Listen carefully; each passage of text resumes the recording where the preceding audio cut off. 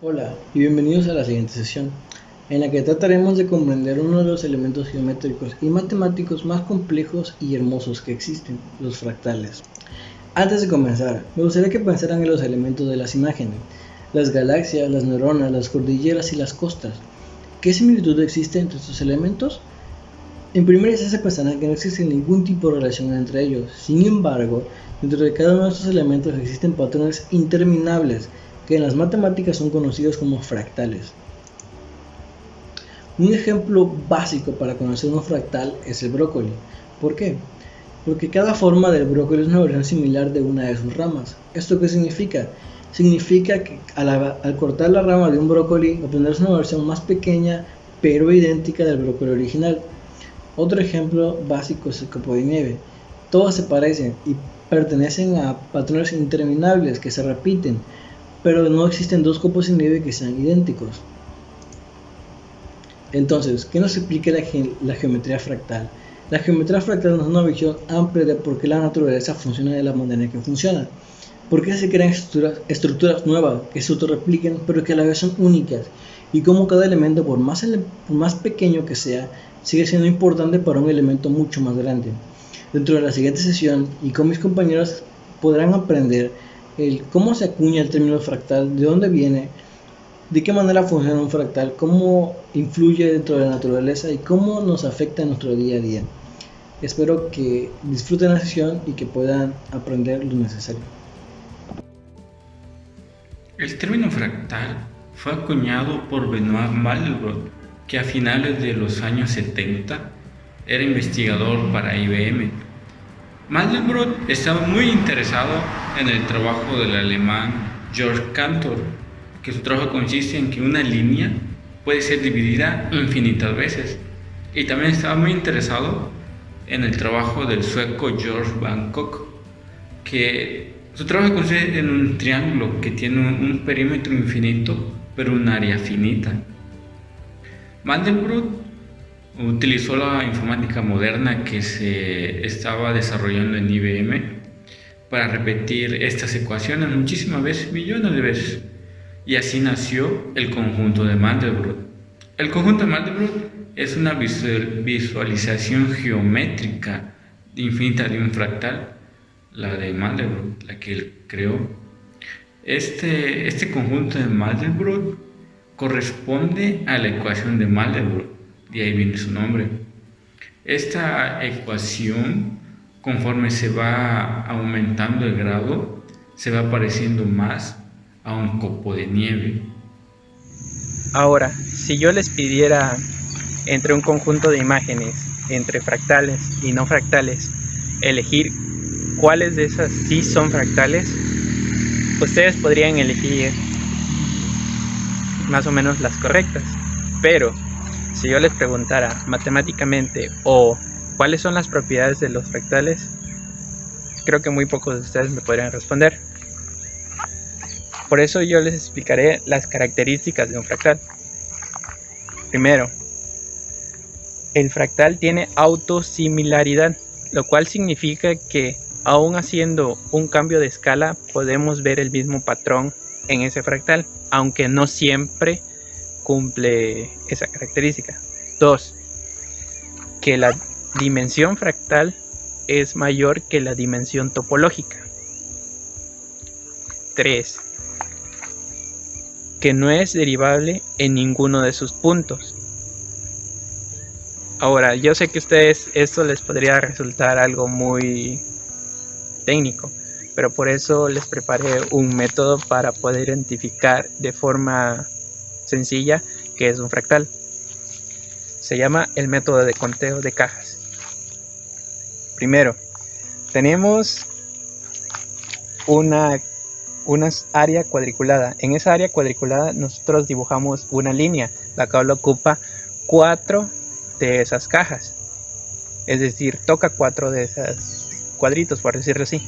Entonces, si nosotros hacemos un cambio de escala en la sección cuadriculada por 2, entonces la misma línea estará tocando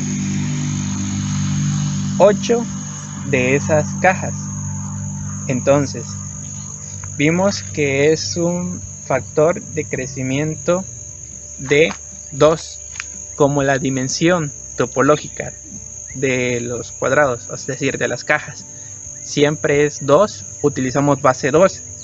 Ahora, en esa base 2, como supimos que el crecimiento fue por 2 de la línea, cuando se divide en un factor de 2 a las cajas,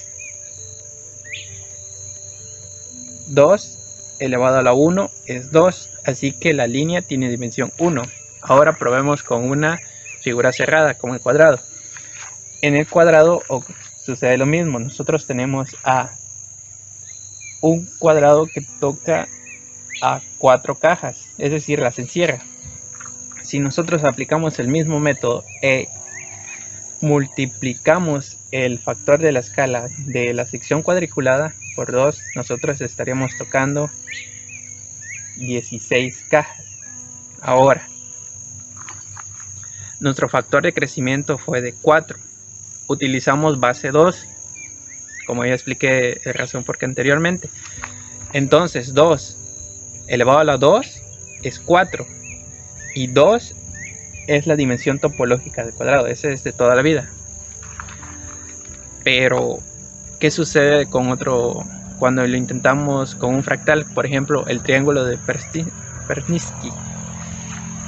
Cuando nosotros colocamos el triángulo de Persnitzky, lo que sucede es que, haciendo los cálculos, la dimensión topológica da aproximadamente el logaritmo de 3 sobre el logaritmo de 2.